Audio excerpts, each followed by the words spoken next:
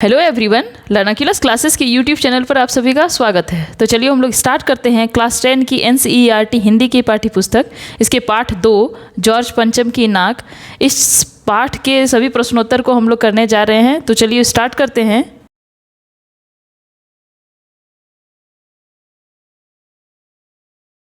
इसका पहला प्रश्न है, सरकारी तंत्र में जॉर्ज पंचम की नाक लगाने को लेकर जो चिंता या बदहवासी दिखाई देती है वह उसकी किस मानसिकता को दर्शाती है। प्रश्न में ये कहा जा रहा है कि ये जो पाठ है जॉर्ज पंचम की नाक, इस पाठ में जो है एक व्यंग्यात्मक पाठ है। ठीक है, व्यंग किया गया है किस पर? सरकारी कार्य को लेकर के। क्यों? क्योंकि सरकारी कार्य की यदि बात की जाए तो काफ़ी लोग लेट होते हैं, करने में बहुत ही समय लगाते हैं। तो उसी प्रकार यहाँ पे कहा गया है कि सरकारी तंत्र में क्या लगाया जाता था? जॉर्ज पंचम की नाक को लगाने करके जो चिंता या फिर जो भी बदहवासी दिखाई गई है, आखिर वह किस मानसिकता को, आखिर लोगों की कैसी मानसिकता है उसको लेकर के उसको दिखाना है, उसको बताना है। ठीक है, तो चलिए इसका उत्तर देखते हैं।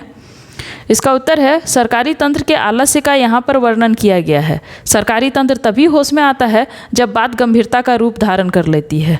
वह अपने कर्तव्य को सही ढंग से न निभाते हुए मीटिंग के हवाले समस्या को छोड़ देते हैं।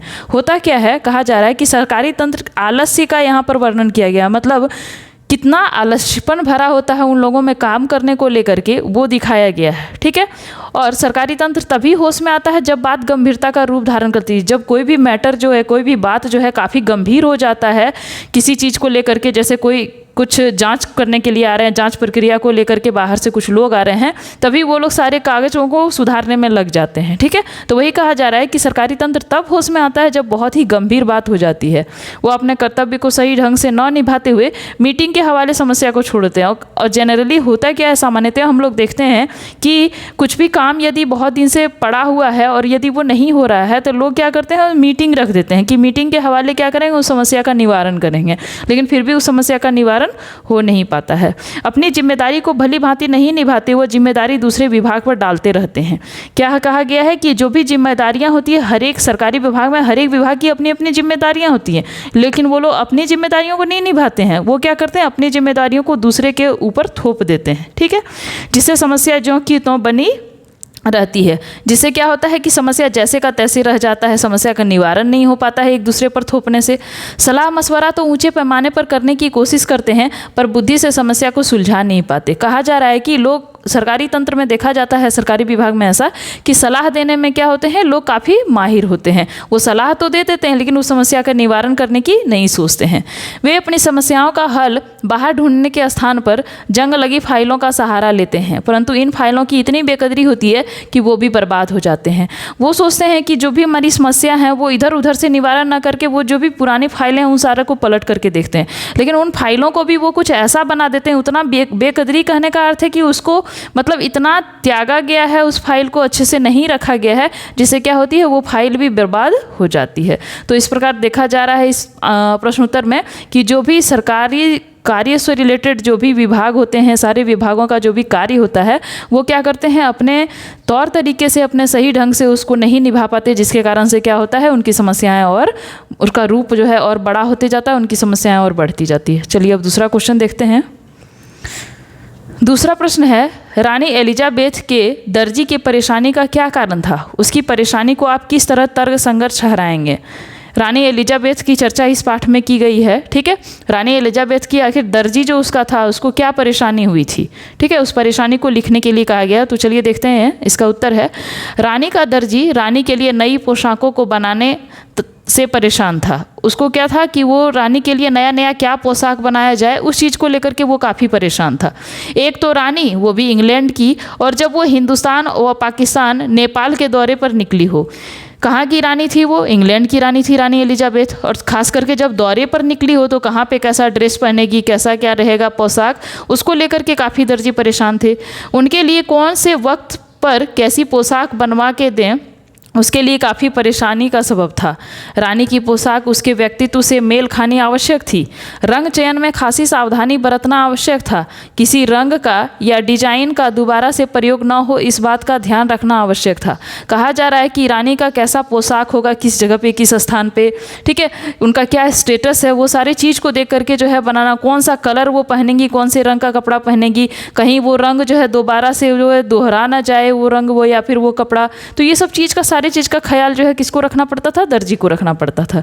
यह सोच सोचकर शायद दर्जी खासा परेशान हो रहा था, इसलिए दर्जी काफ़ी परेशान था। ठीक है, चलिए तो तीसरा प्रश्न देखते हैं। तीसरा प्रश्न है, और देखते ही देखते नई दिल्ली का काया पलट होने लगा। नई दिल्ली के काया पलट के लिए क्या क्या प्रयत्न किए गए होंगे। प्रश्न में ये कहा जा रहा है, जो आपकी पाठ्यपुस्तक है जॉर्ज पंचम की नाक, उसी से एक पंक्ति उठाया गया है। ये पंक्ति, और देखते ही देखते नई दिल्ली का काया पलट होने लगा।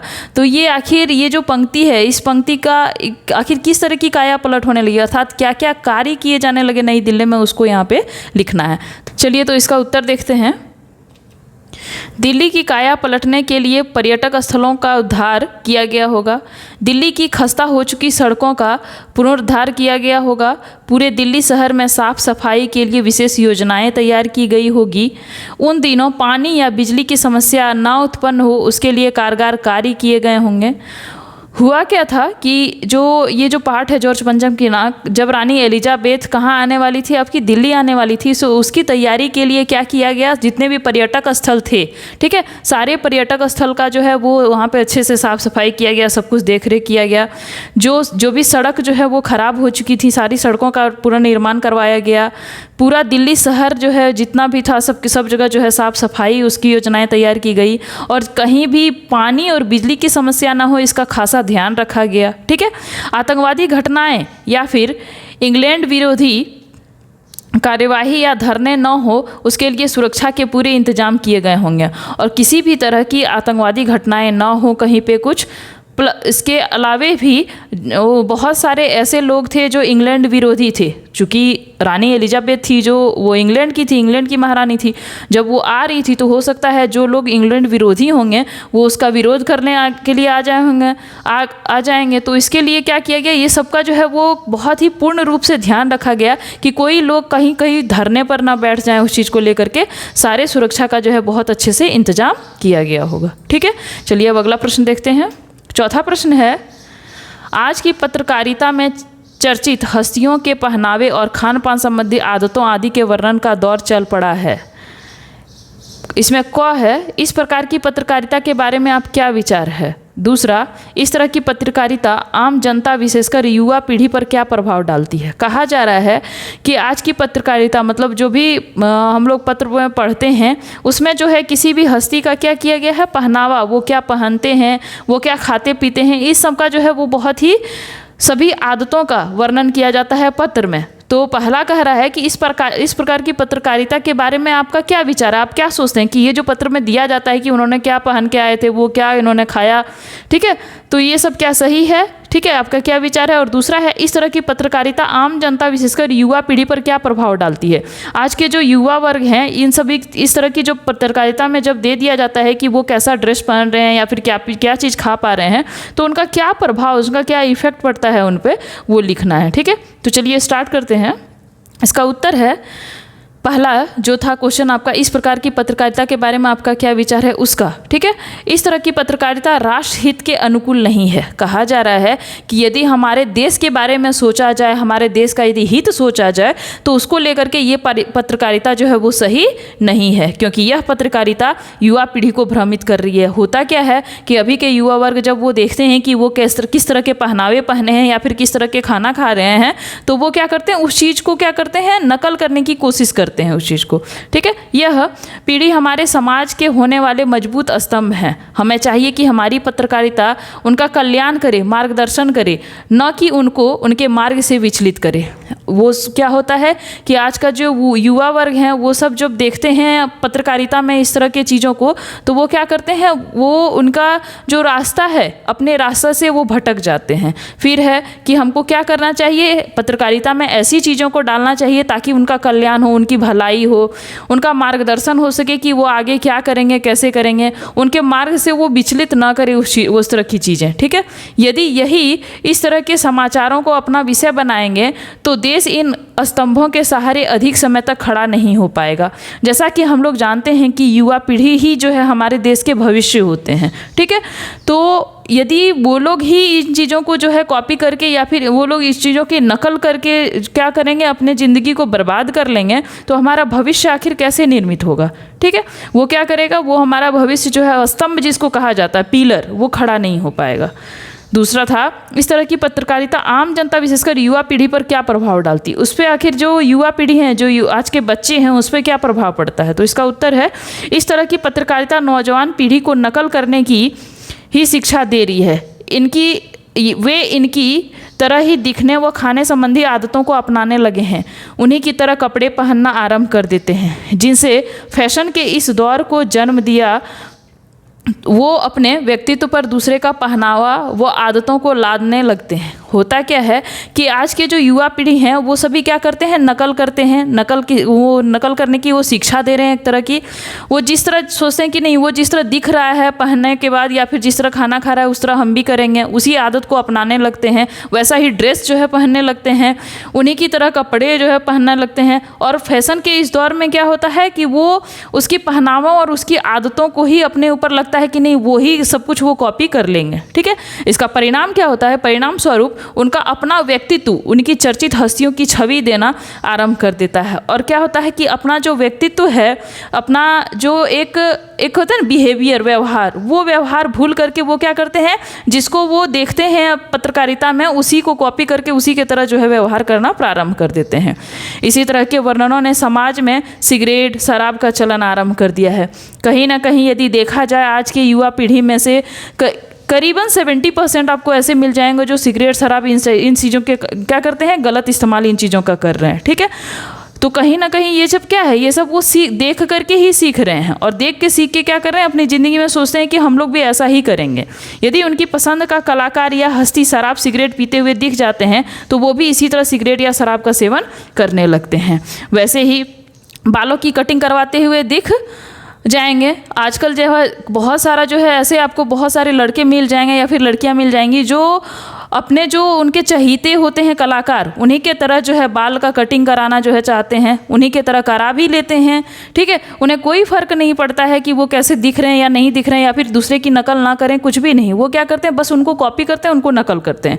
ठीक है, ये युवा पीढ़ी की सोच पर असर डालती है जो सही नहीं है, और कहीं ना कहीं यही पत्रकारिता ही के ही कारण, गलत चीज़ों को देने के ही कारण युवा पीढ़ी पर क्या होता है, उनका बहुत ही बुरा प्रभाव पड़ता है। अगला प्रश्न है, जॉर्ज पंचम की लाट की नाक को पुनः लगाने के लिए मूर्तिकार ने क्या क्या यत्न किए। कहा जा रहा है कि दिल्ली में जो जॉर्ज पंचम की लगी हुई मूर्ति थी, उनकी जो नाक टूट गई थी, उसको लगाने के लिए जो मूर्तिकार थे उन्होंने क्या क्या प्रयास किया। इसका उत्तर है, मूर्तिकार के द्वारा किए गए यत्न निम्नलिखित हैं। पहला है, सर्वप्रथम मूर्तिकार ने मूर्ति के पत्थर की खोज के लिए सारे हिंदुस्तान का भ्रमण किया। सबसे पहले मूर्तिकार जो है पूरे हिंदुस्तान का भ्रमण किया, पूरे हिंदुस्तान वो घूमे ताकि जो है मूर्ति जो है वो पत्थर, जिस पत्थर से जॉर्ज पंचम की मूर्ति बनी हुई थी, वो पत्थर मिल जाए। दूसरा, उसने देश में लगे हर छोटे बड़े नेताओं की मूर्ति की नाक से पंचम की लाट की नाक का मिलान किया ताकि उस मूर्ति से नाक निकालकर पंचम लाट पर नाक लगाई जा सके। कहा जा रहा है कि जॉर्ज पंचम की नाक लगाने के लिए जितने भी छोटे बड़े नेतागण थे, उनकी मूर्ति जो लगी हुई थी पूरे देश में, उस सारे नाक का मिलान किया गया ताकि यदि किसी का भी नाक जॉर्ज पंचम की नाक से मिल जाए तो उस पर क्या किया जा सके, उसे लगाया जा सके। तीसरा है, आखिर जब उसे नाक नहीं मिली तो उसने जिंदा इंसान की नाक लगवाने का परामर्श दिया और प्रयत्न भी किया। तीसरा जो है, कहा जा रहा है कि जब अंततः हार के देखे जॉर्ज पंचम की नाक जो है कहीं पे भी किसी मूर्ति से नहीं सेट खा रही है, तब उन्होंने क्या सोचा कि किसी जिंदा ही आदमी का नाक जो है यदि जॉर्ज पंचम के नाक पर वो मिलान कर जाता है तो उसे क्या किया जाएगा, लगा दिया जाएगा। ठीक है, चलिए अगला प्रश्न देखते हैं। छठा प्रश्न है, प्रस्तुत कहानी में जगह जगह कुछ ऐसे कथन आए हैं जो मौजूदा व्यवस्था पर करारी चोट करते हैं। उदाहरण के लिए, फाइलें सब कुछ हजम कर चुकी हैं, सब हुक्कामों ने एक दूसरे की तरफ ताका। पाठ में आए ऐसे अन्य कथन छांट कर लिखिए। इस प्रश्न में कहा जा रहा है कि इस पाठ में बहुत सारे ऐसे जो है वो पंक्तियां दी गई है जिसमें कहीं ना कहीं वो क्या करता है, हमारी जो व्यवस्था है, सरकारी जो व्यवस्था है, उस व्यवस्था पे चोट कर रही है। कहीं ना कहीं उस व्यवस्था को क्या है, उसका व्यंग कर रही है। व्यंग करते हुए कहती है कि उनका कार्य इस तरह का है। तो उस तरह के सभी लाइनों को क्या करना है, छांट छांट कर लिखना है। तो इसका उत्तर है, मौजूदा व्यवस्था पर चोट करने वाले कथन, अब कौन कौन से कथन हैं देखिए। सभापति ने तैस में आकर कहा, लानत है आपकी अकल पर, विदेशों की सारी चीज़ें हम अपना चुके हैं, दिल दिमाग तौर तरीके और रहन सहन। जब हिंदुस्तान में बाल डांस तक मिल जाता है तो पत्थर क्यों नहीं मिल सकता। ये पहला आपका वाक्य था। दूसरा वाक्य है, मूर्तिकार ने अपनी नई योजना पेश की, चूँकि नाक लगाना एकदम ज़रूरी है, इसलिए मेरी राय है कि 40 करोड़ में से कोई एक जिंदा नाक काटकर लगा दी जाए। ये दूसरा आपका वाक्य है जो कि करारा छोट किया गया है कि यदि नाक नहीं मिल रही है तो जिंदा आदमी का ही नाक लगा दीजिए। और तीसरा है, किसी ने किसी से नहीं कहा, किसी ने किसी को नहीं देखा, पर सड़कें जवान हो गई, बुढ़ापे की धूल साफ हो गई। ये आपका तीसरा वाक्य है कि रानी एलिजाबेथ आने वाली थी तो सारी सड़कें क्या हो गई, वो बहुत ही उसको अच्छा कर दिया गया, बना दिया गया, पुनर्निर्माण कर दिया गया। तो वो भी एक जो है वो उस पर सरकारी व्यवस्था पे चोट किया गया है। ठीक है, अब अगला प्रश्न हम लोग देखते हैं, 7वां प्रश्न है, नाक मान सम्मान व प्रतिष्ठा का द्योतक है, यह बात पूरी व्यंग रचना में किस तरह उभर कर आई है, लिखिए। जैसा कि हम लोग सभी जानते हैं कि एक कहावत भी है कि नाक मत कटाना, मतलब इज्जत मत होना। ठीक है, तो वही यहाँ पे एक व्यंग कह के कहा गया है कि नाक मान सम्मान व प्रतिष्ठा का द्योतक है। ये जो इस बात पर जो है व्यंग जो किया गया है, किस तरह ये उभर कर इस पाठ में आई है उसको लिखना है कि किस तरह नाक जो है मान सम्मान का द्योतक है। वो इसका उत्तर है, इस पाठ में नाक मान सम्मान व प्रतिष्ठा का द्योतक है, यह बात लेखक ने विभिन्न बातों द्वारा व्यक्त की है। रानी एलिजाबेथ अपने पति के साथ भारत दौरे पर आ रही थी। ऐसे मौके में जॉर्ज पंचम की नाक का न होना उनकी प्रतिष्ठा को धूमिल करने जैसा था। हम लोग जैसे जानते हैं कि ये कहानी जो जॉर्ज पंचम की नाक है, ये जॉर्ज पंचम की नाक पे ही ये कहानी पूरी है, व्यंग्यात्मक कहानी है। हुआ क्या था, रानी एलिजाबेथ अपने पति के साथ वो भारत दौरे पर आ रही थी। दिल्ली में जो जॉर्ज पंचम की मूर्ति लगी हुई थी उनकी नाक टूट गई थी। अब सवाल ये था कि यदि जॉर्ज पंचम की नाक नहीं लगती है तो रानी एलिजाबेथ को बहुत ही बुरा लग जाएगा कि जॉर्ज पंचम की नाक टूटी हुई है। ठीक है, यदि जॉर्ज पंचम की नाक नहीं लगाई जाती है तो ब्रिटिश सरकार के नाराज हो जाने का डर था। कहीं ना कहीं ऐसा भी था कि नहीं, यदि जॉर्ज पंचम की नाक नहीं लगी तो रानी एलिजाबेथ काफ़ी नाराज हो जाएंगी। इन शब्दों में लेखक ने स्पष्ट करते हुए कहा है, खोज करने के लिए मेहनत तो करनी होगी, इस मेहनत का फल हमें मिलेगा, आने वाला जमाना खुशहाल होगा। यहाँ तक कि जॉर्ज पंचम की नाक का सम्मान भारत के महान नेताओं एवं साहसी बालकों के सम्मान से भी ऊंचा था, इसलिए तो उनकी नाक हटाने को सब तैयार हो गए, पर जॉर्ज पंचम की नाक लगाना ज़्यादा जरूरी था। यही बात लेखक ने कई स्थानों पर बताने का प्रयत्न किया है। अब देखिए, जॉर्ज पंचम की नाक को यहाँ पे इतना महत्व दिया गया है कि उसके लिए जो है सबसे पहले तो जितने भी हमारे नेतागण थे, महान नेतागण थे, सबकी नाकों को जो है वो देखा गया कि किसका नाक जो है जॉर्ज पंचम की नाक से सेट कर रहा है। ठीक है, उसके नाक को लगा दिया जाए। फिर जो है यदि नहीं हुआ तो यहाँ जो जितनी जो आबादी थी 40 करोड़ की, उसको क्या किया गया कि उन आबादियों को देखा गया कि नहीं, वो उन आबादियों में से यदि किसी की नाक लगती तो उनकी नाक लगा दिया जाए। तो ये यहाँ पे एक व्यंग किया गया है कि कहीं ना कहीं सबके नाकों से भी ऊंचा किनका नाक था, जॉर्ज पंचम का नाक था। ठीक है, चलिए अगला प्रश्न देखते हैं। अगला प्रश्न है, जॉर्ज पंचम की लाट पर किसी भी भारतीय नेता, यहाँ तक कि भारतीय बच्चे की नाक फिट न होने की बात से लेखक किस ओर संकेत करना चाहता है। कहा जा रहा है कि जॉर्ज पंचम की नाक जो है वो न ही किसी नेता और न ही किसी भारतीय बच्चे के नाक से वो उसमें सेट किया या फिर उसमें मेल खाया। आखिर यह जो है किस तरह के बात को यहाँ पे क्या संकेत कर रहा है, तो चलिए इसका उत्तर देखते हैं। कहा जा रहा है, यहाँ लेखक ने भारतीय समाज के महान नेताओं व साहसी बालकों के प्रति अपना प्रेम प्रस्तुत किया है। हमारे समाज में यह विशेष आदरणीय लोग हैं, इनका स्थान जॉर्ज पंचम के सहस्त्र गुना बड़ा है। कहा जा रहा है कि महत्वता यहाँ पे पाठ में जो है जॉर्ज पंचम के नाक को दी गई थी, लेकिन लेखक का कहना यह है कि जॉर्ज पंचम के नाक से किसी भी भारतीय या फिर नेता की नाक न जो है वो मेल खाया। इसका कारण ये है कि हमारे देश के जितने भी नेतागण हैं या फिर हमारे देश के जितने भी बच्चे हैं, जितने भी बालक हैं, उन सबका स्थान जो है कहीं ना कहीं जॉर्ज पंचम के स्थान से कई गुना बड़ा है।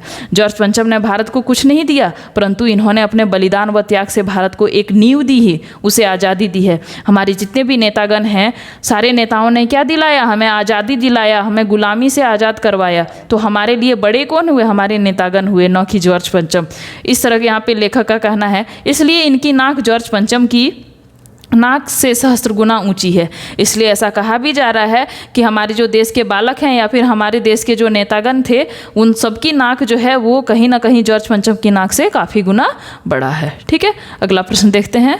प्रश्न संख्या 9 है, अखबारों ने जिंदा नाक लगाने की खबर को किस तरह से प्रस्तुत किया? जब ये कहा गया कि यदि किसी का नाक जो है, किसी भी मूर्ति का नाक जो है, किसी भी नेताओं की या फिर छोटे बड़े नेताओं की मूर्ति का नाक यदि नहीं उस पर मेल खा रहा है, तो किसी का जिंदा नाक जो है उस पर लगा दिया जाए, तो ये अखबार में किस तरह से प्रस्तुत किया गया? इसका उत्तर है, अखबारों ने इस खबर पर खास ध्यान नहीं दिया, पर उन्होंने इतना लिखा कि नाक का मसला हल हो गया है और राजपथ पर इंडिया गेट के पास वाली जॉर्ज पंचम की लाट की नाक लग गई है।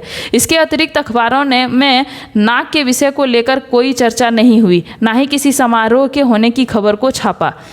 जब देखा गया कि जॉर्ज पंचम की नाक को उसको लगवाने के लिए कहा गया कि यहाँ पे जितनी भी आबादी है उनमें से किसी की नाक लगा दी जाए, तो अखबार ने उस पर कोई ध्यान नहीं दिया और उन्होंने बस इतना लिखा कि जॉर्ज पंचम की जो नाक थी उसका मसला क्या हो गया है, हल हो गया है, उन्हें वो मिल गया है। ठीक है, नाक लग गई है। इसके अतिरिक्त और भी कोई भी चर्चा उस पर नहीं की गई और न ही जो समारोह हुआ था रानी एलिजाबेथ के आने के बाद उस समारोह के बारे में कुछ दिया गया। ठीक है, प्रश्न संख्या 10 है, नई दिल्ली में सब था, सिर्फ नाक नहीं थी। इस कथन के माध्यम से लेखक क्या कहना चाहता है?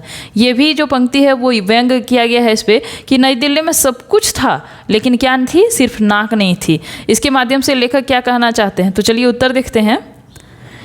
इस कथन के माध्यम से लेखक ब्रिटिश सरकार का भारत में सम्मान को प्रदर्शित करता है। उसने इस कथन में ब्रिटिश सरकार पर व्यंग कसा है। बेशक भारतीय समाज उनकी चमक से नहाया हुआ हो, पर उनके लिए भारतीयों के मन में सम्मान जरा भी नहीं है। वे सिर्फ दिखावे के लिए चटुकारिता करते हों, पर मन में अभी भी वही फांस फंसी है। कहा जा रहा है कि जिस वक्त की ये कहानी है उससे कुछ वर्ष ही हुए थे जब हम भारतीय लोगों को स्वतंत्रता प्राप्त हुई थी। तो रानी एलिजाबेथ जब यहाँ पे आने वाली थी तो उसके चमक धमक से आने वाली थी, उसके चमक धमक से दिल्ली सज तो गया था, लेकिन कहीं ना कहीं लोगों के मन में किसी भी तरह का जो है वो उनके लिए सम्मान नहीं था, किसी भी तरह का आदर नहीं था। क्यों? क्योंकि कहीं ना कहीं लोगों के मन में हमेशा जो है वो कहीं ना कहीं वो एक तरह का महसूस करते थे वो कि नहीं, यही लोग ऐसे थे जिन्होंने क्या किया था, हमें गुलाम बनाकर रखा था। ठीक है, तो वही है कि अभी भी मन में क्या है, वो फांस फंसी हुई है। कौन सी फांस? हमें गुलाम बनाने वाली फांस। इसलिए वो आ तो रहे हैं, चमक धमक तो पूरा दिल्ली को चमका तो दिया गया है, लेकिन मन में अभी भी आदर नहीं है। चलिए अगला प्रश्न देखते हैं।